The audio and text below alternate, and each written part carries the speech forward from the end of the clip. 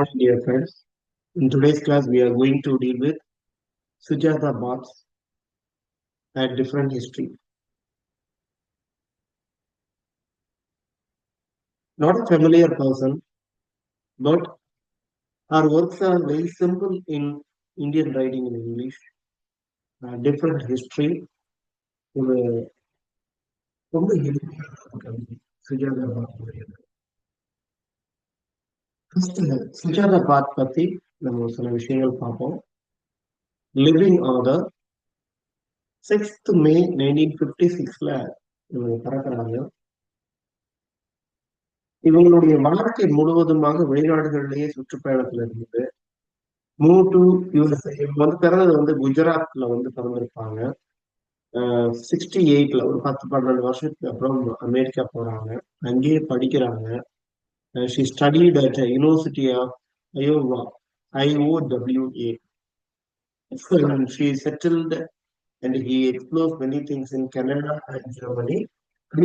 இப்போ கன்டெம்பரரி அவங்களுடைய இடம் பார்த்தீங்கன்னா ஜெர்மன்ல அவங்க செட்டில் ஆயிட்டாங்க.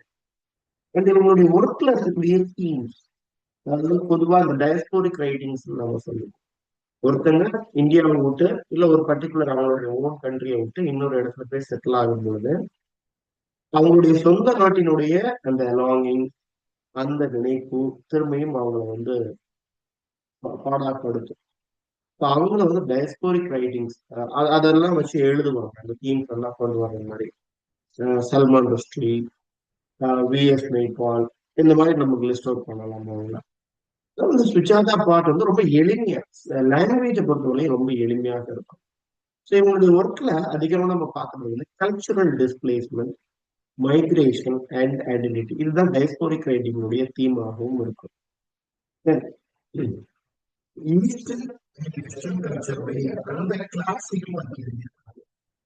அதாவது போஸ்ட் கொலோனியல் ரைட்டிங்ஸ்குள்ள இவங்க வந்துருவாங்க. ஏன்னா இவங்களுடைய ரைட்டிங்ஸே 1970-75 மேலதானே ஆரம்பிச்சிருக்குது.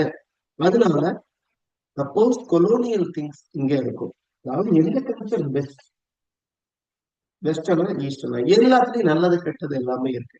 இன்னைக்கு நம்ம பார்க்கக்கூடிய அந்த போயம், அந்த டிஃப்ரெண்ட் ஹிஸ்டரி அப்படிங்கிற போயமும் இதே மாதிரியான ஈஸ்டர்ன் வெஸ்டர்ன் கல்ச்சரை பிளர் பண்ணி காமிக்கக்கூடியது.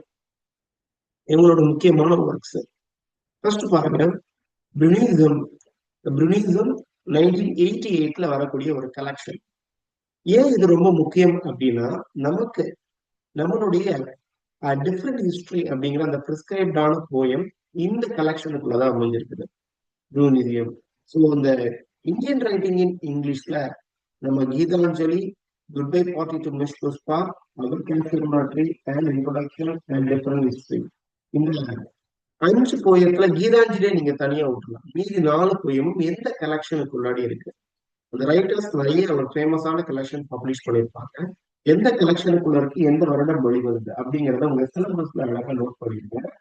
அப்ப உங்களுக்கு திரும்பி மறக்காது. சரிங்களா? Good bye party to miss Pushpa ஒரு ஹைஃபன் கொடுத்து என்ன கலெக்ஷன் அப்படிங்கிறத எழுதி வச்சிருவோம். ரைட். சரி.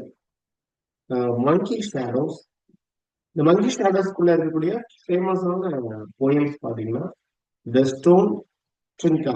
அதே மாதிரி இந்த புரூசீனியம் பத்தி ஒரு விஷயம் சொல்ல விட்டுறேன். இது இவங்களுடைய முதல் கலெக்ஷன். இதுக்கு அவங்க காமன்வெல்த் போயட்ரி பிரைஸ் வாங்குறாங்க. ஸோ இந்த புரூசீனியம் அதுல இருக்கக்கூடிய போயம்ஸ் எல்லாமே ரொம்ப famous. The Age's Heart, Point No Point, The Color of Solitude, Pure Souls, Poppies in Translation. These are the important works of Suchata. And different history. The text இப்படிதான் ஆரம்பிக்குது. அந்த line, Great Pan is not dead. He simply emigrated to India. இந்த great pan யாருங்கிறத பார்த்துக்கணும். இந்த great pan அப்படிங்கறத பாத்தீங்கன்னா கிரீக்ல இருக்கக்கூடிய ஒரு காட், இல்ல ஜெர்மன் கார்டன் வச்சுக்கோ. ஏன்னா சார்ந்த ஒரு கடவுள். தலையில அந்த கொம்பு கும்பெல்லாம் இருக்குது, நீங்க பாத்தீங்கன்னாலும் தெரியும். ஃபாரஸ்ட் மாதிரிதான் இருக்கான் இல்லைங்களா? இந்த கடவுள் ஒரு காடுகள்ல அனிமல்ஸுக்கும் அந்த வைல்ட்னஸ்க்குமான ஒரு தெய்வம் மாதிரி. அவங்க வந்து நம்ம இப்ப மலைவாழ் தெய்வங்கள் எல்லாம் வந்து காணி மக்கள் எல்லாம் கும்பிட்டு இருக்காங்க இல்லையா, அந்த கடவுள் மாதிரி அவங்க எதுவும் சாகல. He simply emigrated to India. அவர் எங்க வந்துட்டாரா இந்த கடவுள், இந்தியாவுக்கு எமிகிரேட் ஆகி வந்துட்டாங்க. சோ இத பார்த்துக்கணும். இமிகிரேஷன், IMM, இமிகிரேஷன்னா என்ன, எமிகிரேஷன்னா என்ன, மைக்ரேஷன்னா என்ன, இந்த மூணு வார்த்தைக்கு முன்னாடி டிஃபரன்சஸ் தெரிஞ்சு வச்சுக்கோங்க. டு இந்தியா, அவர் வந்து இங்க வந்தாச்சு. அவர் ஏதோ ஒரு வேலை நிமித்தமா, அதாவது தன்னுடைய வாழ்விடத்தை மாத்துறதுக்காக இங்க வந்துட்டார். ஏன் இங்க இந்தியாவுக்கு வந்தாருன்னா, இந்தியா அப்படிப்பட்ட ஒரு நாடு, தெய்வங்களுக்கான நாடு. Here the gods roam free. அந்த மேற்கத்திய கிழக்கு நாடுகள்ல வந்து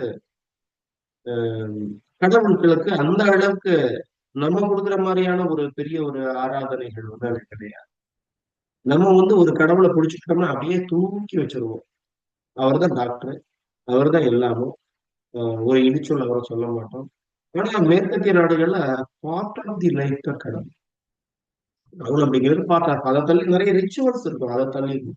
ஓகேங்களா? இப்போ கிறிஸ்தவ நகரம், கிறிஸ்தவ நாடுகள் அப்படின்னா கிறிஸ்தவத்தை ரொம்ப மெயினா வச்சிருப்பாங்க. ஆனா கடவுளை இந்த அளவுக்கு இந்தியாவில துதிக்கிற அளவுக்கு துதிக்க மாட்டாங்க. ஏன் அப்படிங்கிறதுக்கு காரணம் சொல்றேன் பாருங்க. இந்தியால காட் ரோம் ஃப்ரீலி, சுத்தி ஃப்ரீயா சுத்திட்டு வரலாம் ஒண்ணு. டிஸ்கைஸ்டர்ஸ் எப்படி எல்லாம் அவங்க மார்வேஷம் போட்டுட்டு இந்தியாவில சுத்துவாங்க கடவுள்கள், ஸ்னேக்ஸ் ஆர் மங்கீஸ். ஏன்னா நம்ம வந்து மனுஷனை மதிக்க மாட்டோம் இந்தியாக்காரங்க. ஆனா ஒரு பாம்பு வந்துருச்சுன்னா அதுதான் நாகராஜன் அப்படின்னு விழுது விழுது கும்பிடுவோம். பாம்பு இன்னைக்கு வெள்ளிக்கிழமை வீட்டுக்கு வந்து அடிக்க கூடாது, அடிக்காம அது பாதிப்பு இல்லாம வெளியே அனுப்பி விட்டுருக்கேன்னு சொல்லக்கூடியவங்க நம்ம ஊருக்காரங்க. ஸ்னேக்ஸ் ஆர் மங்கீஸ், மங்கி வந்தாச்சுன்னா மாருதி வந்திருக்காரு, ஹனுமான் வந்திருக்காரு அப்படின்னு சொல்லுவோம். ஏன்னா அந்த மாருதியினுடைய வடிவம் வந்து குரங்கு வடிவம் ஆயிரும். அதனால அடிக்க மாட்டோம். சோ அதனால இங்க இந்தியாவில இருக்கக்கூடிய தெய்வங்கள் எந்த மாறு விஷயத்துல வேணா சுத்தலாம். ஃபார் எக்ஸாம்பிள் பாருங்க, சாட்டனுடைய கதையில பாத்தீங்கன்னா சாட்டன் வந்து ஸ்னேக் வடிவம் எடுக்கும். ஸ்னேக்கை துரத்தி அடிப்பாங்க, அவங்க பிலீஃப் படி இல்லையா. ஆனா இந்தியால நாகராஜா, ராகு, கேது அப்படின்னு எல்லாம் பிலீஃப்ஸ் இருக்குது. அதுல ஸ்னேக் வந்து தெய்வம். ஏன்னா அந்த நாகர்கோயில்னு பேர் வர்றதுக்கே அந்த நாகராஜா, அந்த நாகம் அப்படிங்கறதுனுடைய பேர்ல இருந்து அந்த பேரை வந்திருக்குன்னு சொல்லுவாங்க. So every tree is sacred and it is a sin to root to a book. ஒவ்வொரு மரமும் புனிதமானது, அதையும் கடவுள்கள் வாழ்வாங்க. நம்ம சிறுதெய்வ வழிபாடு, குல தெய்வங்கள் அப்படின்னு அந்த நிறைய சொல்றது உண்டு. அதெல்லாம் பாத்தீங்கன்னா ஒரு மரமாகத்தான் இருக்கும். ஒரு மரத்துல சின்ன ஒரு பட்டு துணியை கட்டி வச்சிருப்பாங்க, அதுல கொஞ்சம் குங்குமத்தை சாத்தி வச்சிருப்பாங்க. சோ அதுதான் வந்து ரொம்ப தெய்வீகமாக வழிபட முடியும். சோ ஈஸியா வெட்டிட மாட்டாங்க ஒரு மரத்தை. Right? It is a sin to be rude to a book. ஒரு புத்தகத்துக்கு எதிராக வந்து நீங்க ரூடா நடந்துக்கிட்டீங்கன்னா அது பாவம் இந்தியால. அப்போ ஒரு கடவுள் இங்க வந்தா அவர் என்னென்ன டிஸ்கைஸ்ல வாழலாம், ஸ்னேக்கா வாழலாம், மங்கியா வாழலாம், மரமாக வாழலாம், ஒரு புக்காக வாழலாம். ஏன்னா எல்லாத்துலயுமே நம்ம கடவுளை பார்த்துட்டு இருக்கோம் இயற்கையில. ஏன்னா நம்மளுடைய கல்ச்சர், நம்மளுடைய நாகரிகம் படி நம்ம சிந்து வெளி மனிதன் இல்ல ஆதிகால மனிதன் எதை பார்த்து பயனா எதை வணங்கினா அப்படின்னா இயற்கையை தான் வணங்கும். அப்ப இயற்கையில சார்ந்த எல்லாத்தையுமே அவன் கடவுளாக பார்க்க ஆரம்பிச்சு. ஏன்னா இயற்கை அல்லது எல்லாரும் இருக்கும் பொழுது அவனுக்கு சமநிலை அப்படிங்கிறது கிடைக்கும். அதனால பாருங்க, it is a sin to show a book aside with your foot. ஏற்கனவே சொல்லிட்டோம், ரூட் டு a book அப்படிங்கிறது ஒரு sin. சோ இன்னொரு sin என்னன்னா அந்த புத்தகத்தை உன்னுடைய காலால மிதிப்பதோ காலால எட்டி தள்ளுவதோ அது மிகப்பெரிய பாவம். அடுத்த பாவம் பாருங்க, a sin to slam books down hard on a table. அப்படி வாங்கி தூக்கி போட்டு புத்தகத்தை ரொம்ப அலுப்புல தூக்கி போடுறது அதுவும் பாவம்.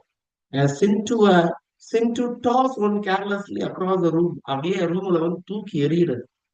சோ இப்படி அந்த புத்தகம் அப்படிங்கிறத நம்ம வந்து தெய்வமாக வழிபடுவோம். நமக்கு பூஜா ஹாலிடேஸ் நமக்கு தெரியும் இல்லைங்களா, என்ன பண்ணுவோம், புத்தகத்தை எல்லாம் வச்சு ஆயுத பூஜை அன்னைக்கு படிப்பு வரணும் அப்படின்னு பூஜை பண்ணி அந்த பூஜையில இருந்து உடனே பூஜை முடிஞ்சு எடுத்து புத்தகத்தை எடுத்து ரெண்டு கேள்வியை படிச்சிருவாங்க. என்னதான் முட்டி முட்டினாலும் வரக்கூடியதான் வரும் நமக்கு. ரைட்? இது வந்து ஒரு சம்பிரதாயம் நம்ம ஊர்ல இருக்கு. அப்ப அந்த அளவுக்கு நம்ம தெய்வமாக இந்த கல்வியையும் நம்ம தெய்வமாக வழிபடுறோம். அதுக்கு ஒரு தெய்வமும் இருக்காங்க கல்விக்கு இல்லைங்களா. யாரு? Lord goddess Saraswati. You must learn how to turn the pages gently without disturbing selection.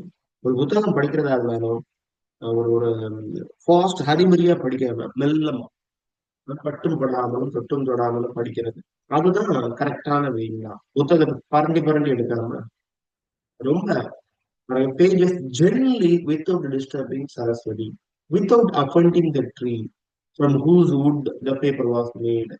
அந்த மரத்துக்கு கூட வலிக்காது அந்த பேப்பரை நம்ம எடுக்கக்கூடிய விதம். இந்தியன்ஸ் வந்து புக்கு படிக்கக்கூடிய விதம். ஏன்னா அந்த மரத்துல இருந்து தானே மரத்தை அரைச்சு கூழாக்கி தானே பேப்பர் செய்வாங்க. whose wood the paper was made. அதனால அந்த அளவுக்கு ஒரு மரியாதை அந்த புத்தகத்துக்கு மேல இந்தியாவில கொடுப்பாங்க. சோ இந்த காட் தி கிரேட் மேன் மேபி அவர் வந்து ஒரு புத்தகமாக கூட மாறது டிஸ்கஸ் பண்றதுக்கு வாய்ப்பு இருக்கும். இப்ப இவ்வளவு நேரம் நல்ல விஷயங்கள் இந்தியால வந்து அவ்வளவு மதிப்பு கொடுக்குறோம் அது இதெல்லாம் பத்தி பேசிட்டு இருந்தாங்க இல்லைங்களா சுஜாதா. இப்ப அப்படியே கொஞ்சம் ஒரு முக்கியமான ஒரு அரசியலை கையில எடுக்கிறாங்க. பெமினிசம் எல்லாம் இல்ல, இது வந்து இப்ப தமிழ்நாட்டிலே இருக்கக்கூடிய அரசியல். இவங்க வந்து காமனா இந்தியா வெஸ் ஃபாரின் கண்ட்ரிஸ்னு வச்சுக்கலாம். Which language has not been the oppressors tongue? எந்த மொழி எதிரிகளினுடைய மொழி இல்லாம இருக்குது? அதாவது அப்ரஸர், அதாவது பாடப்படுத்தக்கூடிய ஒருத்தருடைய மொழி இல்லைன்னு நீங்க எப்படி சொல்லணும்?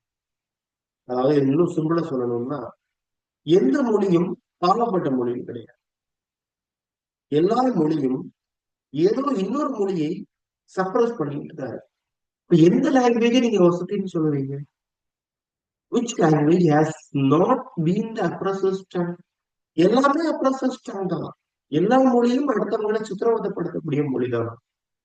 நாம சொல்றோம் நமக்கு வந்து ஹிந்தியை நாம எதுக்குறோம். அப்போ ஆங்கிலம் வந்து ஒரு 50 தமிழ் வந்து ஒரு 60 மார்க், ஹிந்தி ஒரு 80 மார்க், இங்கிலீஷ் ஒரு 100 மார்க்ல இருக்கும்போது இந்த 60 மார்க் இருக்கக்கூடிய தமிழும் கீழே இருக்கக்கூடிய 40 மார்க்ல இருக்கக்கூடிய மலையாளத்தை சப்ரஸ் பண்ணதான் செய்யும். இல்ல தெலுங்கு அல்லது கன்னடத்தை சப்ரஸ் பண்ணத்தான் செய்யும். சோ அப்படின்னு எதுவுமே சப்ரஸ் பண்ணாத மொழி எதுவும் கிடையாது. Which language truly mean to murder someone? எந்த மொழியை வச்சு மத்தவங்களை கொல்ல முடியும்?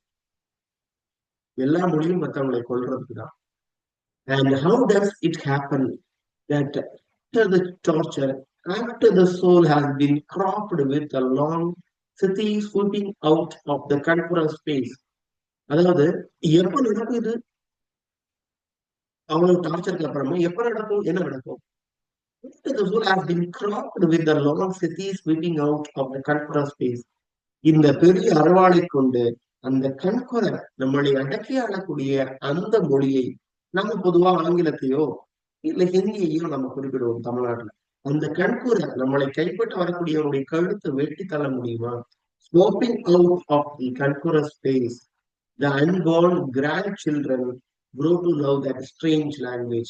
இன்னும் பிறக்காத அந்த குழந்தைகள், அந்த நம்மளுடைய அடுத்த சந்ததியினர் grow to love that strange language, அந்த ஒரு வித்தியாசமான மொழியை இன்னும் அன்பு செலுத்தி படிக்கிறதுக்கு ரெடி ஆயிட்டு இருக்காங்க.